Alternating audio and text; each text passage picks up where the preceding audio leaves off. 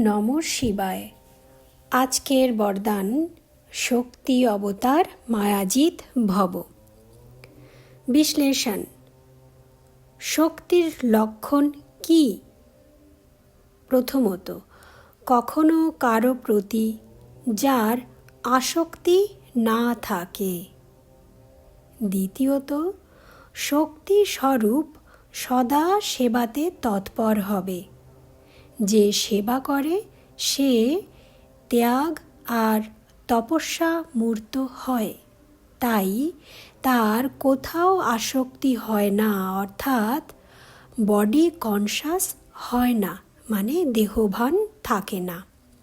তৃতীয়ত, শক্তি প্রদানকারী বাপ আর তাঁর থেকে প্রাপ্ত হওয়া শক্তিসমূহ সদা তার স্মরণে থাকে। এমন শক্তি অবতারই মায়াজিত হয়ে থাকে।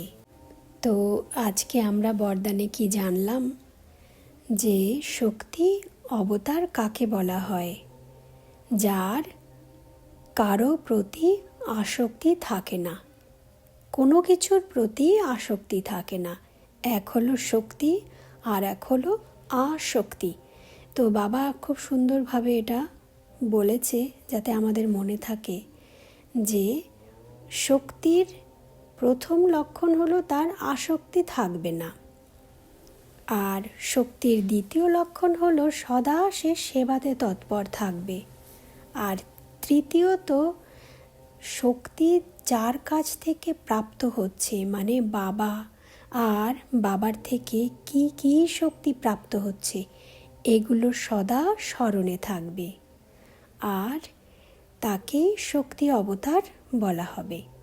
আর এমন শক্তি অবতারই সম্পূর্ণ মায়াজিত হতে পারবে। বাবা বুঝিয়েছে যে আসক্তি কখন উৎপন্ন হয়? যখন আমাদের বডি কনসাসনেস থাকে, মানে দেহভান থাকে। দেহভানের কারণেই আমাদের এই দুনিয়ার ব্যক্তি, বস্তু, বৈভব এইসবের প্রতি আসক্তি তৈরি হয়। তো যখন দেহভানই থাকে না, তখন তো আসক্তিও থাকে না। আসক্তি না থাকলে সহজে মায়াজিত হয়ে যায়, কারণ মায়ার প্রথম কাজই হলো দেহভান তৈরি করা আর চারিদিকে সব কিছুর উপরে আসক্তি তৈরি করা, যার কারণে আমরা বিভিন্ন বন্ধনে বেঁধে যাই এবং আমরা দুর্বল হয়ে পড়ি, শক্তি ক্ষয় হয়ে যায়। তো আসক্তি না থাকলে মায়ার প্রভাবও শেষ হয়ে যায়। ওম নমঃ শিবায়।